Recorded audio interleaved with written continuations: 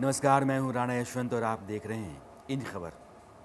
Supreme court ने NEET को लेकर के वही निर्णय दिया जो बात एनटीए और केंद्र सरकार पहले से कह रही थी या उनकी जो अपनी दलील थी। कोर्ट ने आदेश दिया कि नीट की दोबारा परीक्षा नहीं होगी, यानी कि जो रिज़ल्ट आ गया या ग्रेस मार्क्स को लेकर के एनटीए ने जो फैसला किया था कि इन लोगों को ग्रेस मार्क्स दिए गए हैं इसलिए इनको दोबारा इम्तिहान देना होगा, वो इम्तिहान हुआ। जिन लोगों को इम्तिहान ऑप्ट करना था उन्होंने इम्तिहान दिया, उसका रिज़ल्ट भी आ गया। अब कुल मिलाकर के जो 24 लाख बच्चे बैठे हुए थे उनमें से 23 लाख के आसपास बच्चे चाहते थे कि इम्तिहान दोबारा हो, लेकिन कोर्ट ने अपनी सुनवाई के दौरान सभी पक्षों को सुनने के बाद ये तय किया कि यह इम्तिहान दोबारा नहीं होगा, यानी कि नीट जो री नीट की बात चल रही थी वो चैप्टर ये क्लोज़ हो गया है। तो वो 40 अर्जियाँ जो अलग अलग राज्यों में हाई कोर्ट्स में पड़ी हुई थी उनको क्लब करके सुप्रीम कोर्ट में हियरिंग के लिए रखा गया था और 3 जजेस की बेंच उसकी सुनवाई कर रहे थे, जिसको हेड कर रहे थे चीफ जस्टिस चंद्रचूड़ साहब।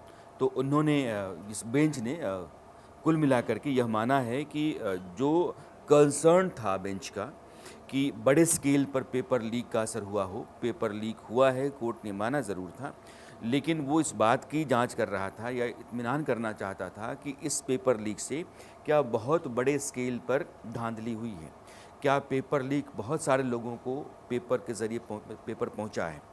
यानी रांची में पेपर लीक हुआ, पटना में पेपर लीक हुआ, अब इसका असर बाकी राज्यों में हुआ क्या, किस तरीके से क्वेश्चन भेजा गया था, उसका आंसर जो सॉल्वर गैंग था आंसर कैसे पहुंचा था, जो बच्चे बुलाए जाने चाहिए। जो कोर्ट यह भी कह रहा था कि ये पैसा कमाने का एक नेटवर्क है तो इसमें एक बहुत बड़ी चेन होनी चाहिए। आपने क्वेश्चन पेपर ले लिया उससे काम नहीं सकता है, आपको सही आंसर करने वाले लोग मिलेंगे तो सॉल्वर गैंग आपके पास होगा। अगर क्वेश्चन आंसर दोनों आपके पास है तो आपको पैसा देने वाले कैंडिडेट चाहिए, उन कैंडिडेट्स के माँ बाप के साथ आपका इंटरेक्शन होगा, फिर वो पैसा आपके पास आएगा, पैसा आएगा फिर आप उसको क्वेश्चन और आंसर देंगे। तो यह बहुत बड़े स्केल का है, कम समय में कितने लोगों तक पहुंचा है ये देखना और फिर जिन लोगों पास पहुंचा है उनकी पहचान करना।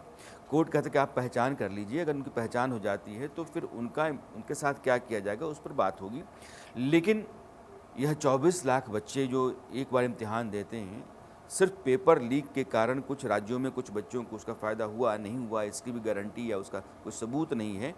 हम इम्तिहान को खारिज करके दोबारा इम्तिहान का आदेश नहीं दे सकते। लेकिन इंडिया न्यूज़ लगातार और इन खबर इस बात पर बना रहा कि पेपर लीक जो है वो छोटे पैमाने पर नहीं है और जो गैंग है उस गैंग ने संजीव मुखिया के नीचे बाकी जो उसके लोग हैं, ये सिर्फ एक स्टेट में ऑपरेट नहीं करता है बल्कि वो कई स्टेट्स में ऑपरेट करता है, उसका अपना नेटवर्क है। हज़ारीबाग में पेपर लीक होता है, और स्कूल के प्रिंसिपल को आप पकड़ते हैं, और स्कूल में पहले पर्चा लीक होता है, वहाँ से फिर पटना पहुँचता है, पटना में जला हुआ क्वेश्चन पेपर मिलता है।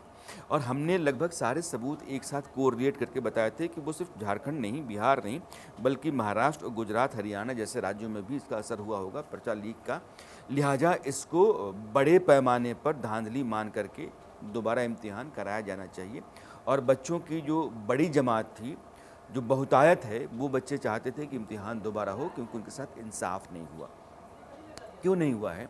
क्योंकि पहली बार ऐसा है जैसा पहले कभी नहीं देखा गया है। मसलन 67 कैंडिडेट 720 में 720 नंबर ला करके टॉप कर जाएं, ये पहली बार था।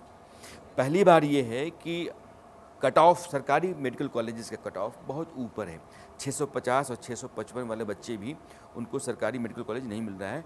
अगर 650 के ऊपर जाने पर अगर मिल भी जाएगा तो बहुत ही ख़राब दोयम दर्जे का मेडिकल कॉलेज मिलेगा, लेकिन 650 के नीचे नहीं मिल रहा है।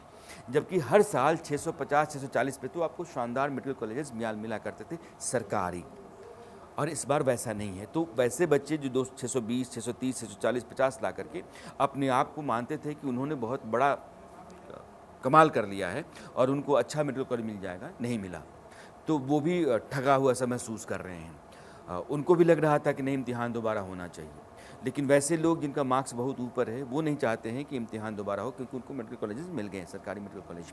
तो अब कुल मिलाकर के सूरत जो बनती है वो ये बनती है कि यह जो 23.5 लाख बच्चे हैं जिनको लग रहा था कि नहीं इम्तिहान दोबारा हो जाए और वो सुप्रीम कोर्ट पहुँचे हुए थे। उनको दोबारा मेहनत करनी होगी और इस बात का सब्र रखना होगा कि अगली बार जब जाएंगे तो पर्चा लीक नहीं होगा, कोई धांधली नहीं होगी और गलत रास्ते से, पिछले दरवाजे से बहुत सारे लोग आकर के उनकी सीट पर कब्जा नहीं कर लेंगे।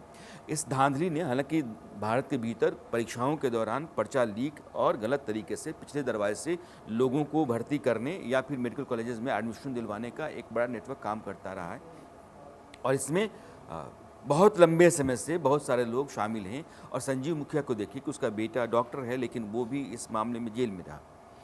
तो बाप जेल में रहा, पहले कभी छूटा। तो ऐसे लोग जो पर्चा लीक करने वाले या पेपर लीक गैंग का हिस्सा हैं, वो जाते हैं, आते हैं, जाते हैं, आते हैं, लेकिन उनका धंधा चलता रहता है। इसका मतलब ये है कि नीचे से लेकर ऊपर तक उन्होंने अपनी सेटिंग करके रखी है और ये ऑर्गेनाइज्ड क्राइम की तरह है।